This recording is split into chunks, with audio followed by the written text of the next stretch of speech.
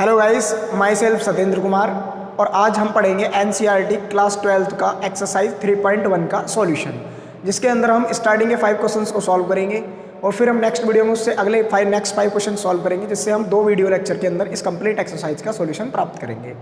तो अगर आपने इससे रिलेटेड थ्योरी को नहीं देखा है तो फर्स्ट ऑफ ऑल आप जो लिंक दिया हुआ है डिस्क्रिप्शन में जाके देख सकते हैं या आई बटन में आपको दे दिया जाएगा, या फिर इस वीडियो लेक्चर के लास्ट में आपको उसका लिंक प्रोवाइड किया जाएगा, तो वहाँ जाके आप देख सकते हैं इसको। तब आपको क्वेश्चन करने में काफ़ी ज़्यादा आसानी होने वाली है। तो देखते हैं पहले क्वेश्चन क्या कहना चाह रहा है अपने पास। ये क्वेश्चन दिया हुआ है, इस मैट्रिक्स के लिए हमारे पास इसका ऑर्डर निकालना है, नंबर ऑफ एलिमेंट्स कैलकुलेट करनी, फिर ये जो एलिमेंट्स लिखे हुए हैं unknown entries A13, A21, A33, A24 and A23, ये कैलकुलेट करके लेके आना है हमको। सॉल्यूशन देखते हैं सबसे पहले पार्ट का अपने पास। तो फर्स्ट ऑफ ऑल पार्ट जो है हमारे पास वह कहना चाह रहा है इसका ऑर्डर बताइए। अब ऑर्डर क्या होता था अपने पास, नंबर ऑफ एलिमेंट्स और प्रोडक्ट में नंबर ऑफ रोज प्रोडक्ट में नंबर ऑफ कॉलम्स। तो जो अपने पास मैंने बोला था हॉरिजॉन्टल रोज होती हैं उनको अपन क्या कहते हैं इस मैट्रिक्स की रो, ये 1, ये 2, ये 3। तो कितनी रोज हैं इसके पास 3, और इसके पास कॉलम कितने C1, C2, C3 and C4। तो पहला पार्ट जो है इसका आंसर आ जाएगा order of matrix is equal to कितना आएगा, नंबर ऑफ रोज मल्टीप्लिकेशन में आएगा नंबर ऑफ कॉलम्स। तो हमारे पास नंबर ऑफ रोज कितने हैं मेरे भाई 3, कॉलम कितना अपने पास 4। तो 3 क्रॉस 4 इस मैट्रिक्स का क्या हो गया अपने पास ऑर्डर। चूंकि इसका ऑर्डर 3 क्रॉस 4 है तो इनका मल्टीप्लिकेशन जो भी रिजल्ट होगा अपने पास सेकंड पार्ट का सॉल्यूशन होगा, जो कि बोला जा रहा है अपने पास नंबर ऑफ एलिमेंट्स। तो यहाँ से लिखेंगे नंबर ऑफ एलिमेंट्स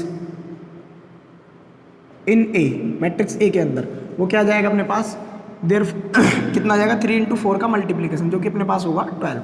तो इसके अंदर 12 एंट्रीज हैं जो इस मैट्रिक्स का फॉर्मेशन करने जा रही है। थर्ड केस आया था हमारे पास, अननोन एंट्री पूछने जा रहा है। फर्स्ट एंट्री का नाम है A13, इसका मतलब फर्स्ट रो का थर्ड एलिमेंट। तो फर्स्ट रो अपने पास ये दी हुई है, इसका third element first second third, तो कितना आ गया अपने पास 19। फिर नेक्स्ट क्वेश्चन में हमसे पूछा है A21, A21 का मतलब होता है सेकंड रो का फर्स्ट एलिमेंट। तो सेकंड रो अपने पास ये है, इसका फर्स्ट एलिमेंट अपने पास क्या होगा 35। हमसे नेक्स्ट क्वेश्चन पूछा है A33, that means third row का थर्ड एलिमेंट। तो थर्ड रो अपने पास 1 2 3, इसका थर्ड एलिमेंट 1 2 3 कितना हो गया -5। फिर हमसे पूछा जा रहा है A24, सेकेंड रो का फोर्थ एलिमेंट, सेकेंड रो ये है अपने पास 1 2 3 4, फोर्थ एलिमेंट अपने पास 12 आ गया है। और नेक्स्ट हमसे पूछ रहा है A23 का मीनिंग अपने पास क्या होगा, सेकेंड रो का थर्ड एलिमेंट। तो सेकेंड रो ये है, थर्ड एलिमेंट मेरे पास है 5/2। तो इस प्रकार हम क्वेश्चन नंबर 1 का सॉल्यूशन प्राप्त कर लेते हैं। और आई होप आपको ये क्वेश्चन समझ में आया होगा, तो प्लीज़ इस क्वेश्चन को पहले नोट कर लीजिएगा। तो देखेंगे नेक्स्ट क्वेश्चन अपने पास, क्वेश्चन नंबर 2 जो दिया हुआ है बोल रहा है एक मैट्रिक्स है, if matrix has 24 elements then what are the possible order of it can है। मतलब इसका पॉसिबल ऑर्डर क्या क्या हो सकते हैं। पॉसिबल ऑर्डर का मतलब है हमारे पास 24 को कितने number of rose and column में ब्रेक किया जा सकता है जिनका मल्टीप्लिकेशन अपने पास 24 आई। देखो इधर देखते हैं एक मिनट पहले कि ऑर्डर का मीनिंग अपने पास क्या होता है मैट्रिक्स के, वह होता है number of rose and number of columns, ये अपने पास आता है। और इनका मल्टीप्लिकेशन जो भी होता है वो नंबर ऑफ एलिमेंट्स होते हैं, जो कि अपने पास नंबर ऑफ एलिमेंट्स कितने दिए हुए हैं 24। तो अब कहने का सीधा मीनिंग अपने पास ये होगा कि इस 24 को इस प्रकार ब्रेक करना है जिनका मल्टीप्लिकेशन इतना ही आता हो। तो पॉसिबल देखते हैं कितनी मल्टीप्लिकेशन हो सकता है। यदि मैं 24 को 1 से मल्टीप्लाई कराऊँ तब भी 24 मिलता है, या 24 को 1 से मल्टीप्लाई करें 1 को 24 से मल्टीप्लाई किया जाए तब भी 24 मिलता है।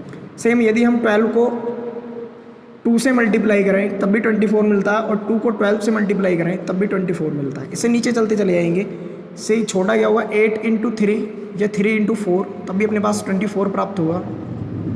और यदि मैं 6 × 4 लिख देता हूँ तब भी 24 प्राप्त होगा, और 4 × 6 लिख देता हूँ तब भी हमको 24 ही प्राप्त होगा। तो अब क्या देखते हैं इसके पॉसिबल ऑर्डर 24,1 हो सकता है, पेयर ऑर्डर्ड पेयर जो होंगे 1,24 हो सकता है, 12,2 हो सकता है, 2,12 हो सकता है, 8,3 हो सकता है, 3,8 हो सकता है, 6,4 एंड 4,6 हो सकता है। तो यहाँ से लिखेंगे possible order possible ordered pair कितने हो गए अपने पास 24,1, फिर 1,24, सेकेंड अपने पास आया 12,2, फिर अपने पास आया 2,12 एंड नेक्स्ट अपने पास आएगा 8,3, फिर हमारे पास आएगा 3,8, इससे नेक्स्ट होगा हमारे पास 6,4 एंड 4,6। तो हैंस जो हमारे पास कंक्लूजन निकलता है possible order of matrix which has जो अपने पास रखता है 24 एलिमेंट्स, जिसके पास कितने एलिमेंट्स हैं मेरे भाई 24 एलिमेंट, तो उसका पॉसिबल ऑर्डर जो मेरे पास होगा वह कितना आएगा, एक तो आएगा 24x1 या 1x24, सेकेंड अपने पास आएगा 12x2 या 2x12। इसका मतलब क्या है, उसके अंदर हो सकता है उसके अंदर 24 रोज दी हो, 1 कॉलम हो मतलब क्या कहलाएगा वो कॉलम मैट्रिक्स, जिसके अंदर क्या कहलाएगा, हाँ कॉलम मैट्रिक्स जिसके अंदर ओनली 1 कॉलम होता है, या हो सकता है वो अपने पास रो मैट्रिक्स बन रहा हो जिसके अंदर 1 रो 24 कॉलम्स दिए हो सकता है उसके अंदर नंबर ऑफ रोज 12 हो और कॉलम्स कितने दिए हो 2। तो इस प्रकार पॉसिबल ऑर्डर्स अपने पास 8x3, 3x8, 6x4 and 4x6 आ सकता है। तो ये अपने पास इसका आंसर हो गया। अब बात आती है अपने पास इसका एक पार्ट और दिया हुआ है कि बोल रहा है व्हाट इफ क्या होगा यदि इसके पास 13 एलिमेंट्स दिए हों। तो 13 एलिमेंट्स के लिए क्या होगा अपने पास, पहले इसको नोट कर लिएगा, मैं इसके सेकंड पार्ट की बात करता हूँ, नोट कर लिया होगा आपने, मैं इसको मिटा के यहीं पे इसका सेकंड पार्ट करा दे रहा हूँ। इसके सेकंड पार्ट में हमसे क्या बोला है, देखो सेकंड पार्ट में जो हमसे बोला गया है वो 13 एलिमेंट के लिए अपने पास बात कर रहा है। तो 13 एलिमेंट कितने अब 13 का पॉसिबल ऑर्डर हो सकता है मेरे भाई या तो 1 मल्टीप्लीकेशन 13 एंड 13 मल्टीप्लीकेशन 1, क्योंकि अपने पास 13 एक प्राइम नंबर है, तो प्राइम नंबर का डिवाइजर ओनली सेल्फ एलिमेंट होता है वो है, या फिर उसके पास 1 होता है। तो इसके पॉसिबल ऑर्डर जो होंगे अपने पास यहाँ लिखेंगे possible order for given matrix, दिए गए मैट्रिक्स के लिए, विच हैज़ जो अपने पास रखता है 13 एलिमेंट्स, जिसके पास कितने एलिमेंट है 13 एलिमेंट, तो वो होगा 1,13 एंड 13,1 अपने पास। तो ये इसका आंसर हो गया। अब सेकंड क्वेश्चन दिया हुआ है same as it is question, इसी प्रॉपर्टी पे बेस्ड है जो हमसे यहाँ पूछा गया था। तो आप इसको सॉल्व कैसे करेंगे देखेंगे इधर ध्यान से, एक क्वेश्चन और ले लेते हैं, आपको प्रॉपर्टी और अच्छे से एक्सप्लेन हो जाए इससे। बोला ए मैट्रिक्स हैज़ 18 एलिमेंट्स, इस मैट्रिक्स के पास 18 एलिमेंट है, what are the possible order it can have. तो इसका पॉसिबल ऑर्डर क्या क्या हो सकता है, मतलब कितनी नंबर ऑफ रोज हम इसके अंदर रख के इस मैट्रिक्स का फॉर्मेशन कर सकते हैं और कॉलम को रख के फॉर्मेशन कर सकते हैं इसका। तो हम पहले 18 एलिमेंट के लिए लिखते हैं। मैंने क्या कहा 18 को इस प्रकार ब्रेक करना जिनका मल्टीप्लिकेशन 18 आता हो, तो हो सकता है उसका ऑर्डर 1 × 18 हो, 18 × 1 दिया हो, फिर इससे छोटा कितना होता है अपने पास 9 × 2 हो एंड 2 × 9 दिया हो सकता है वो 6 × 3 एंड 3x6 दिया हो हो सकता है अपने पास इससे पॉसिबल ऑर्डर बाकी तो नहीं आ सकते, इससे अलग किसी का मल्टीप्लिकेशन 18 नहीं आता है। तो इसका पॉसिबल ऑर्डर क्या हो जाएगा, possible order of given matrix which has 18 elements, जो अपने पास कितने एलिमेंट्स रखता है मेरे भाई 18 एलिमेंट। तो पहला 18 × 1 आया, फिर 1 × 18 आया। अब आप कहोगे आपको कैसे पता है, एक तरफ से ऑर्डर लिखते चले यार, तो हम क्या करते हैं पहले डिक्रीजिंग ऑर्डर देखते हैं। फर्स्ट ऑफ ऑल हमने क्या लिखा, एक कॉलम मैट्रिक्स और एक रो मैट्रिक्स तो 100% बनता ही बनता है, वो अपने पास बन चुका। फिर इससे नीचे डिक्रीज करते हो जाएंगे, तो इससे नीचे जस्ट नंबर कौन होगा जिनका मल्टीप्लिकेशन 18 आता हो, तो वो 9 × 2 × 2 × 9 होता है अपने पास। तो कितना लिखेंगे 9x2 और 2x9 होता है। फिर उससे जस्ट नीचे आते हैं तो 6 × 3 एंड 3 × 6 होता है। तो ये अपने पास पॉसिबल ऑर्डर हो गए 18 एलिमेंट के मैट्रिक्स के लिए। सेकंड पार्ट इसका भी अपने पास पूछा गया है। सेकंड पार्ट में हमसे क्या पूछ रहा है, यदि इस मैट्रिक्स के पास 5 एलिमेंट हो, इफ बोला what if it has 5 element, तब क्या होगा यदि इसके पास 5 एलिमेंट हो। अब 5 फिर से कितना कैसा है अपने पास, 5 इज़ अ प्राइम नंबर। तो जब 5 मेरे भाई प्राइम नंबर होता है तो प्राइम नंबर के लिए ऑर्डर कितना आता है उसका, वही आ जाएगा, देखेंगे possible order of matrix which has जो रखता है अपने पास 5 एलिमेंट, जिसके पास कितने एलिमेंट्स हो 5 एलिमेंट्स दिए हो, तो हो सकता है 1 क्रॉस 5 एंड 5 क्रॉस 1। तो मतलब कहने का सीधा सीधा अभी जो मैं आपको बता रहा था, जब कोई अपने पास प्राइम नंबर का मतलब प्राइम नंबर ऑफ एलिमेंट्स रखता है कोई एक मैट्रिक्स, तो उस मैट्रिक्स का पॉसिबल ऑर्डर क्या होता है, एक तो वो बना सकता है अपने पास कॉलम मैट्रिक्स, सेकंड बना सकता है अपने पास रो मैट्रिक्स। मतलब इसके अंदर 1 रो है 5 कॉलम, तो जिसके अंदर 1 रो होती है वो क्या कहलाता है अपने पास रो मैट्रिक्स, और जिसके पास 1 कॉलम होता है बाकी रो का उनसे कोई मतलब लेना देना नहीं, हो सकता है 1 हो 1 से ज़्यादा हो, तो उस मैट्रिक्स को अपन कहते हैं कॉलम मैट्रिक्स। तो इस प्रकार ये सॉल्यूशन था हमारे पास क्वेश्चन नंबर 2 और क्वेश्चन नंबर 3 का, तो प्लीज़ नोट कर लीजिएगा, इससे आगे का सॉल्व करते हैं फिर हम। हाँ, तो देखते हैं अपने पास क्वेश्चन नंबर 4 एंड 5 मैंने दोनों एक साथ लिखे और दोनों सेम प्रॉब्लम है। ये क्वेश्चन हमारे पास 2 क्रॉस 2 का मैट्रिक्स का फॉर्मेशन चाह रहा है, ये अपने पास 3 क्रॉस 4 का मैट्रिक्स चाह रहा है। तो हम पहले सॉल्यूशन को करने से पहले इस क्वेश्चन को ध्यान से पढ़ते हैं। हमारे पास जो मैट्रिक्स के एलिमेंट्स को लिखने का रूल दिया हुआ है वो बोल रहा है इस रूल के अकॉर्डिंग इस मैट्रिक्स के अंदर जब हम एलिमेंट्स को पुट कर दें तो बताइए क्या मैट्रिक्स अपने पास फिल होके आएगा। सेम इस रूल के लिए बताना, सेम इस रूल के लिए बताना है आपको, ठीक है।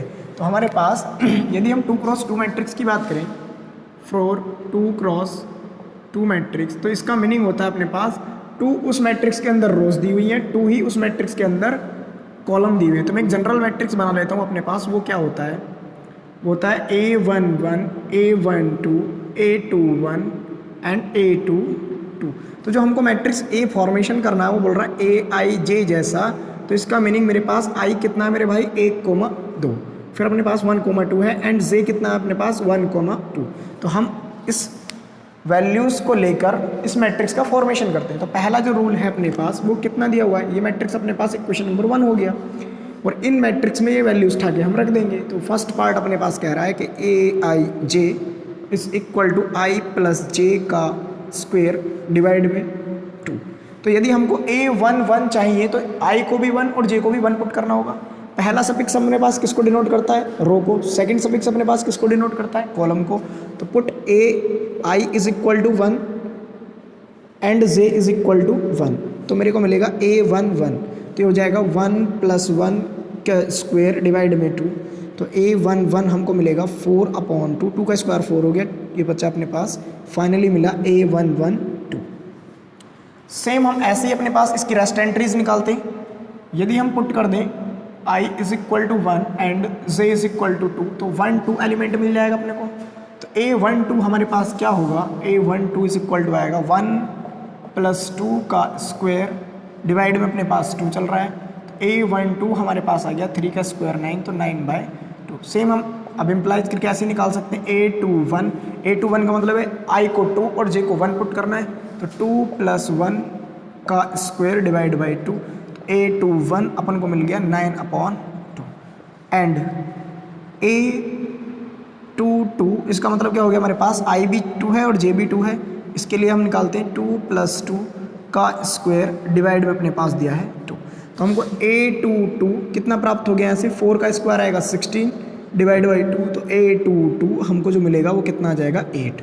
तो फाइनली अपने पास जो इक्वेशन नंबर 1 है उसमें हमारे पास जो unknown entry A11 A12 A21 A22 जो थी उन एंट्रीज की अपने पास अब वैल्यू आ चुकी है। ये सारी की सारी वैल्यू हम उठा के कहाँ रख देते हैं अब इक्वेशन नंबर 1 में। तो फ्रॉम इक्वेशन फर्स्ट, हम फर्स्ट में जैसे ही इनको पुट करेंगे तो अपने पास क्या आंसर आ जाएगा, A11 अपना निकल के आया है, A11 आया है हमारे पास 2, A12 हमारे पास आया है 9/2, A21 अपने पास आया 9/2 और ये अपने पास आया है 8। तो जब भी अपने पास डायगोनल को छोड़कर डायगोनल के इधर और इधर एंट्री सेम होती है उस मैट्रिक्स को हम कहते हैं सिमेट्रिक मैट्रिक्स। लेकिन हम इस मैट्रिक्स के बारे में अभी चर्चा नहीं कर चुके हैं, तो इसके बारे में हम नेक्स्ट वीडियो में पढ़ेंगे। जब हमारे पास ये एक्सरसाइज कंप्लीट होएगी तो हम स्पेशल टाइप्स ऑफ मैट्रिसेस के बारे में डिस्कशन कर रहे होंगे, जहाँ हम पढ़ेंगे ये सिमेट्रिक मैट्रिक्स क्या होता है। तो ये अपने पास फर्स्ट पार्ट का आंसर आ चुका है। तो मैं आई होप आपसे आशा करता हूँ कि ये पार्ट आप सॉल्व कर सकते हैं। सेम जो काम हमने इस मैट्रिक्स के लिए किया है वही काम आप इन दोनों मैट्रिक्स के लिए कर सकते हो। तो ये दोनों क्वेश्चंस आपको सेल्फ ट्राई करने, अगर नहीं होते तो कमेंट बॉक्स में ज़रूर लिख देगा, हम उसका सॉल्यूशन दे देंगे आपको।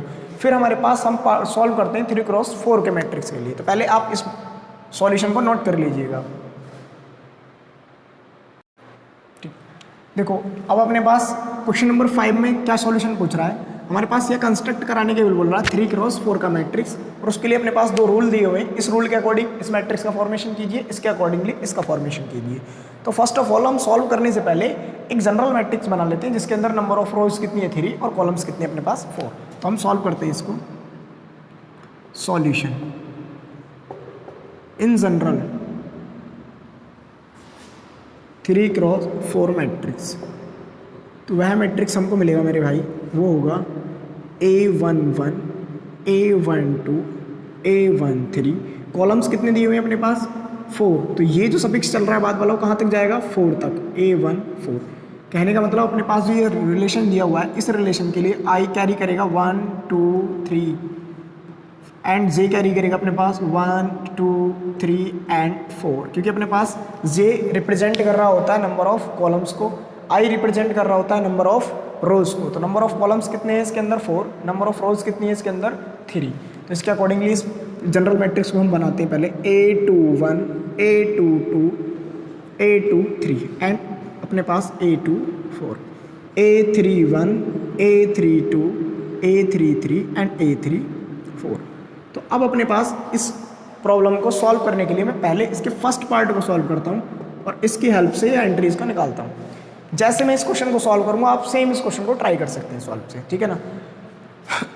तो अब हम इसको सॉल्व करते हैं। यदि A11 चाहिए होगा हमको, तो यहाँ से A11 का मीनिंग है अपने पास I की वैल्यू 1 और J की वैल्यू भी 1 पुट करना है इसके अंदर। तो हमको मिलेगा 1/2 मॉड्यूलस वैल्यू -3 +1। तो यहाँ से मिलेगा अपन को -2, लेकिन मॉडुलस -2 का अपने को कितना प्राप्त हो जाएगा 2। तो हमको फाइनली मिलेगा 2/2 इज इक्वल टू हमको मिला A11 की वैल्यू 1। सेम ऐसे निकालेंगे हम A12 का मीनिंग होगा हमारे पास फर्स्ट I की वैल्यू पुट करनी है और 2 हमको पुट करना है J की वैल्यू। तो 1/2 ये हमको मिलेगा -3 और ये कितना हो गया +2। तो हमको यहाँ से मिला 1/2। सेम हमको मिलेगा आगे चल के यहाँ पे A13 कैसे निकालेंगे हम, I को 1 रखेंगे J को 3 रखेंगे, तो -3 और ये अपने पास हो जाएगा +3। तो जो कि अपने पास प्राप्त हो जाएगा 0 एंड A14 निकालते हैं 1/2 -3 +4 ये हमको मिलेगा 1/2 A1, ठीक है ना। अब सेम रेस्ट एंट्रीज इधर निकाल लेते हैं हमको निकालना है, रूल अपने पास चल रहा है मैं यहाँ पर लिख लेता हूँ रफ पे AIJ is equal to 1/2 -3I +J। तो हमको चाहिए इससे नेक्स्ट एंट्री A21 मतलब सेकंड रो के एलिमेंट्स निकालने जा रहे हैं हम। इसका मीनिंग होगा अपने पास I को 2 पुट करना है और J को वेरी कराते रहना है, ठीक है। I की वैल्यू 2 पुट करेंगे तो 3 2 6, तो -6 +1 और 1/2 बाहर आएगा, तो अपने पास हो जाएगा 5/2। सेम ऐसे निकालेंगे A22 1/2 ये होगा -6 +2, हमको यहाँ से मिलेगा 4/2 जो कि अपने पास आंसर देगा 2। A23 यदि हम निकालने जाएंगे तो 1/2 -6 और +3 ये हमको मिलेगा प्लस का 3/2। यहाँ से हम निकालेंगे A24 का मतलब होगा हमारे पास 1/2 -6 +4 2/2 जो कि अपने पास प्राप्त हो जाएगा 1 एंड A31 क्योंकि हमने सेकंड रो भी कंप्लीट कर लिया। सेकंड रो अपने पास क्या है 2 1 2 2 2 3 2 4, ठीक। अब थर्ड रो अपने पास क्या है 3 1 3 2 3 3 एंड 3 4। अब इसके लिए देखते हैं हम A31, अब इसको 3 को फिक्स रखना है, फिर से I को 1 को J को वेरी कराएंगे, तो अपने पास 3 इसको रखते हैं, तो 3 3 9, तो -9 +1 1/2 बाहर आएगा, 8/2 आएगा जो कि अपने पास 4 मिलेगा। A32 1/2 -9 +2 ये हमको मिला 7/2।